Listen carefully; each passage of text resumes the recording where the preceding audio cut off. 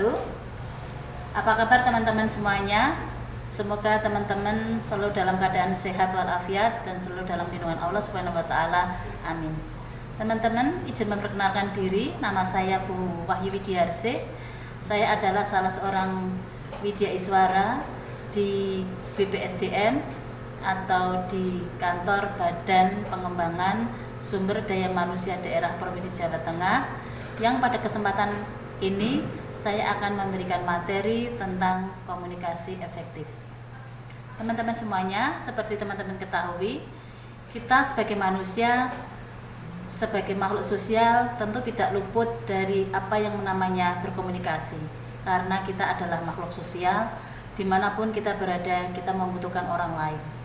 Di dalam interaksi dengan orang lain itu, kita harus melakukan komunikasi. Jadi secara etimologi, komunikasi artinya adalah kesamaan makna. Jadi komunikasi itu dapat berlangsung apabila terjadi kesamaan makna antara penyampai dengan penerima makna. Jadi manusia merupakan makhluk sosial yang hidup secara individu, kelompok, organisasi. Untuk itulah menyebabkan manusia membutuhkan komunikasi. Kita sebagai seorang PNS, tentu kita berinteraksi dengan teman-teman PNS yang lain. Kita menggunakan komunikasi di dalam berinteraksi sehari-hari dengan pimpinan, di dalam suatu forum, suatu organisasi. Komunikasi yang efektif sangat dibutuhkan. Dalam sebuah karyanya, Lasbel tahun 1960 menyampaikan The Structure and the Function of Communication in Society. Itu adalah buku yang beliau buat tahun 1960, yang disampaikan ada di situ bermakna who say what in which communication with what effect. Ada 5 hal yang penting di dalam komunikasi agar efektif dapat berlangsung. Yang pertama adalah komunikator. Komunikator itu siapa? Komunikator adalah orang yang menyampaikan komunikasi. Sebagai penyampai, dia harus memiliki hal-hal yang perlu disampaikan, mempunyai makna yang harus disampaikan, mempunyai tujuan apa yang ingin dia sampaikan. Kemudian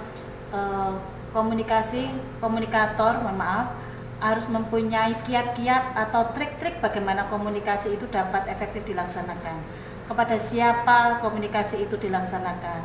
Seperti contoh misalnya, Anda adalah seorang PNS, ya, kemudian harus dibedakan antara komunikasi dengan sesama PNS dengan pimpinan misalnya, baik bahasanya, baik gestur tubuh panjenengan, baik kata-kata yang dipilih, sehingga kita harus melihat kepada siapa kita melakukan komunikasi. Itu yang pertama. Yang kedua adalah pesan atau makna. Pesan atau makna adalah sesuatu yang disampaikan oleh komunikator kepada komunikan.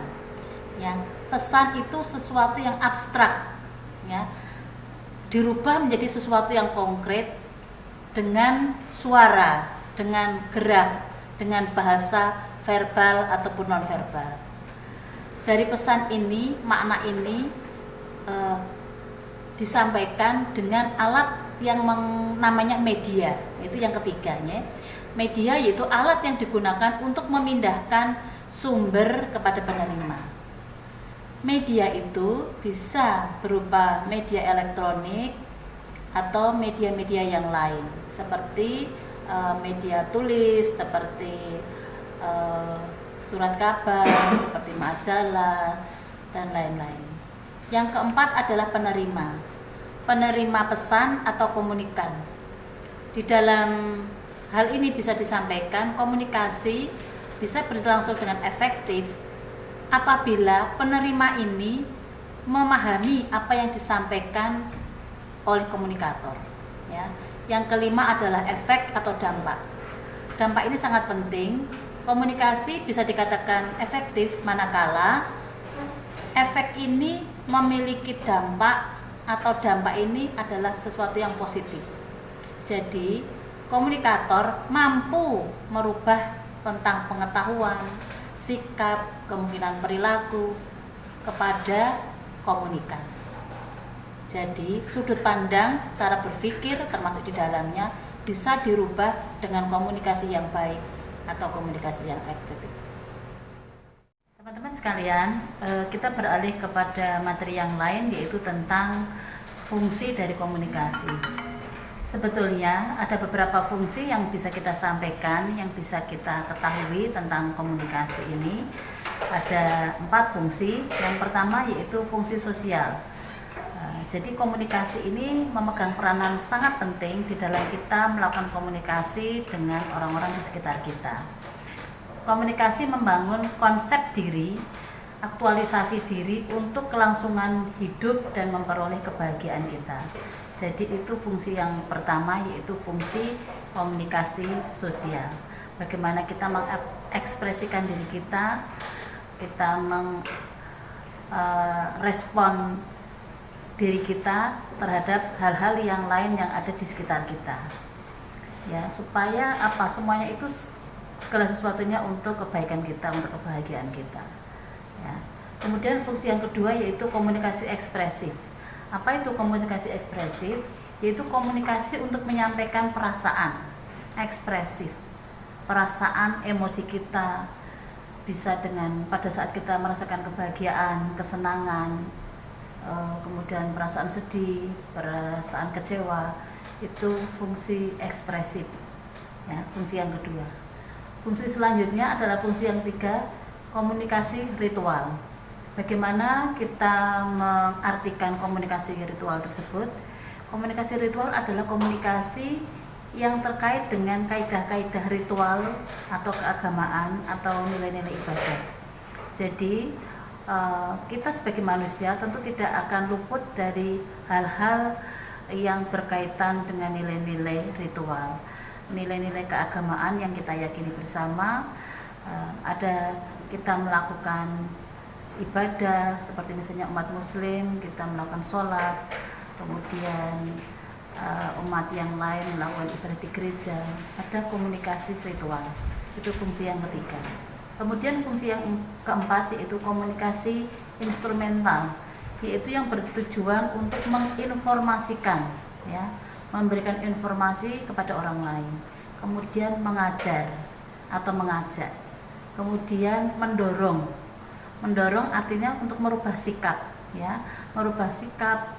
Bagaimana sikap yang tadinya sebelum mengetahui kurang baik, kemudian kita berikan komunikasi, kita berikan arahan menjadi bersikap baik, bersikap positif, ya. Kemudian menghibur, ada fungsi menghibur. Bagaimana kita memberikan komunikasi kepada orang lain yang sedang dirundung duka, mungkin ada perasaan sedih, kita berikan komunikasi, kita berikan edukasi. Tentu saja beda dengan komunikasi pada saat kita ibadah. Kemudian ada fungsi untuk mempengaruhi. Nah, semuanya ini ada tujuan-tujuan pribadi dan ada tujuan untuk tidak pribadi. Ada jangka pendek dan ada jangka panjang. Oke teman-teman semuanya, peserta Diklat Teknis Administrasi Dasar yang berbahagia, selanjutnya kita akan bahas tentang apa itu tujuan dari komunikasi. Teman-teman semuanya paham bahwa kita berkomunikasi dengan orang lain tentu memiliki tujuan. Nah, tujuan itu antara lain bisa kita kelompokkan menjadi 4 tujuan besar, ya. Yang pertama yaitu tentang satu perubahan sikap. Bagaimana komunikasi itu bisa merubah sikap dari orang yang kurang baik menjadi lebih baik, atau paling tidak memaksimalkan menjadi lebih baik lagi. Perubahan sikap yang pertama. Jadi dengan adanya komunikasi, dengan adanya bahasa yang baik, yang halus, kemudian kata-kata yang edukatif, akan mempengaruhi orang lain melakukan perubahan sikap. Yang kedua tentang perubahan pendapat. Jadi komunikasi yang efektif bisa dilakukan dengan tujuan untuk merubah pendapat seseorang dari pendapat yang tidak baik menjadi perubahan pendapat yang baik, dari pendapat yang salah, pengertian salah menjadi pendapat yang benar. Kemudian yang ketiga yaitu tentang perubahan perilaku. Tentu saja kalau sikapnya sudah baik, tentu dia akan punya perilaku yang baik. Jadi komunikasi yang efektif bertujuan untuk melakukan perubahan perilaku. Kemudian yang keempat adalah perubahan sosial. Bagaimana seseorang itu di lingkungan sosialnya, dari yang memiliki tabiat-tabiat yang kurang baik, kurang benar, berperilaku tidak sesuai dengan kaidah-kaidah, tidak sesuai dengan etika, menjadi orang yang memiliki pemahaman yang baik tentang komunikasi, tentang hal-hal yang tadinya tidak dimengerti menjadi sesuatu yang dimengerti, bisa melakukan kerjasama dengan orang lain, bisa melakukan membantu orang lain yang membutuhkan pertolongan. Itu salah satu fungsi dari komunikasi yang efektif. Jadi perubahan sosial termasuk di dalamnya adalah perubahan watak. Oke teman-teman semuanya, menurut Cangara, bagaimana komunikasi ini bisa memiliki tujuan yang bisa kita pahami bersama. Supaya komunikasi ini bisa efektif, upayakan supaya komunikasi yang kita sampaikan ini yang pertama dapat dimengerti oleh orang lain. Jadi supaya komunikator bisa memberikan sesuatu yang dimengerti oleh komunikan. Itu yang pertama. Kemudian yang kedua, bagaimana kita bisa memahami orang lain. Dengan bahasa-bahasa komunikasi yang efektif, tentu saja memahami seseorang dengan orang lain itu bisa berbeda. Kita bisa melakukan komunikasi efektif dengan teman kita sesama PNS. Kemudian kita bisa komunikasi efektif dengan pimpinan kita. Atau mungkin kita bisa melakukan komunikasi efektif dengan anak-anak kecil yang usianya jauh di bawah kita. Nah, itu memerlukan suatu teknik atau strategi atau bahasa yang diperlukan tentu saja berbeda. Kemudian yang ketiga, bagaimana supaya gagasan yang kita sampaikan ini bisa diterima oleh orang lain. Ya, jadi gagasan-gagasan itu kadangkala yang kita komunikasikan tidak selalu dapat diterima dengan orang lain. Tentunya membutuhkan hal-hal kunci-kunci agar bagaimana komunikasi ini bisa diterima dengan orang lain, dilakukan secara efektif, dan supaya tujuan yang kita akan sampaikan itu tercapai. Ya. Selanjutnya menurut Cangara yang keempat adalah bagaimana supaya kita bisa menggerakkan orang lain untuk melakukan sesuatu. Ya. Jadi bagaimana kita mengedukasi orang lain untuk orang lain tersebut agar mau mengerjakan apa yang kita perintahkan mungkin, atau apa yang kita sarankan, atau apa yang kita berikan tugas untuk mereka, supaya mereka memahami apa yang kita maksud. Itu saja yang bisa saya sampaikan terkait dengan tujuan dari komunikasi menurut Cangara. Teman-teman sekalian, setelah kita tadi membicarakan tentang komunikasi yang efektif, tentu saja komunikasi bisa terjadi tidak efektif karena ada hambatan-hambatan. Yang hambatan-hambatan tersebut bisa kita klasifikasikan menjadi satu, terkait dengan menilai sumber. Artinya maksudnya penafsiran arti suatu pesan. Jadi bisa orang itu memberikan mengkomunikasi sesuatu tetapi tidak diterima dengan baik oleh komunikan. Jadi seperti istilahnya adalah miskomunikasi. Ya, untuk itu tentu saja perlu pemahaman bahasa yang standar tentu saja. Kemudian kepada siapa kita berbicara, ya, supaya komunikasi tersebut tidak ada gangguan. Yang kedua tentang penyaringan. Terkait dengan hal ini yaitu manipulasi informasi yang negatif. Jadi komunikasi yang efektif tentu saja ada hambatannya terkait dengan penyaringan. Nah, manipulasi informasi yang negatif itu adalah suatu bentuk dari penyaringan dari komunikasi itu sendiri. Jadi hal-hal yang tidak perlu disampaikan atau hal-hal yang sekiranya tidak baik dan tidak benar kita saring, kita ambil yang baik. Jadi jangan semuanya komunikasi atau hal-hal info itu kita telan mentah-mentah. Ya. Yang ketiga adalah tekanan waktu. Kadangkala pada saat kita menyampaikan sesuatu hal, karena ada keterkaitan dengan keterbatasan waktu, komunikasi menjadi tidak efektif. Karena hal tersebut dipengaruhi oleh sesuatu yang tidak optimal. Ya, di dalam menyampaikan tentu saja tidak optimal, manakala hal-hal yang kita sampaikan ini terburu-buru, ya. Kemudian yang keempat adalah kita diwajibkan untuk mendengarkan secara selektif apa yang dikomunikasikan oleh komunikan, supaya kita dengarkan, kita ambil sesuatu yang efektif, yang selektif. Yang kelima yaitu tentang bahasa. Bagaimana pemahaman bahasa ini bisa dimengerti. Jadi seorang komunikator, dengan komunikan harus memiliki satu kesamaan persepsi bahasa yang benar. Misalnya, dia mengatakan tentang kata-kata bisa. Bisa itu yang dimaksud bisa artinya dapat atau bisa dari ular. Jadi harus ada persamaan arti dari bahasa tersebut. Komunikasikan dengan baik, tanyakan manakala hal-hal tersebut tidak dipahami dan tidak dimengerti. Selanjutnya adalah bahasa kelompok. Teman-teman paham bahwa di tempat kita, lingkungan kita, ada segolongan orang yang memiliki bahasa yang mereka pahami sendiri.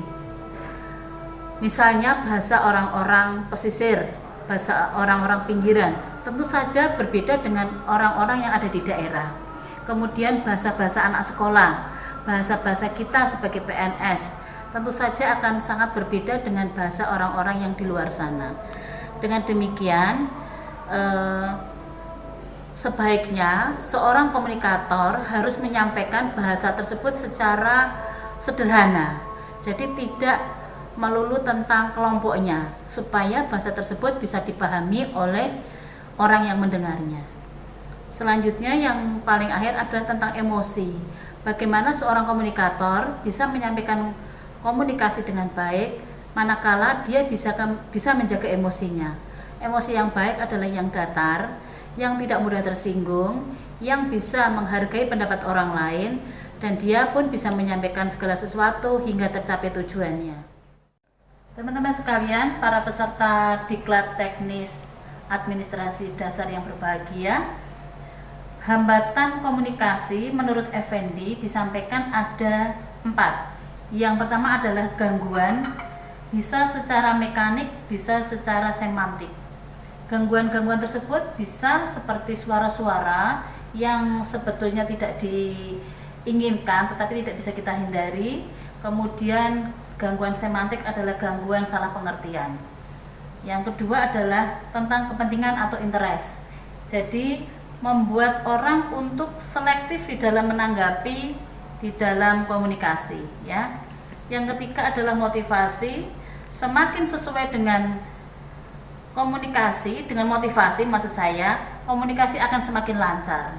Yang keempat adalah prasangka. Jauhkan prasangka-prasangka buruk yang tidak baik sehingga mengganggu komunikasi. Sehingga apa yang dapat kita sampaikan efektif diterima oleh para komunikan. Sekian apa yang dapat kami sampaikan, semoga bermanfaat.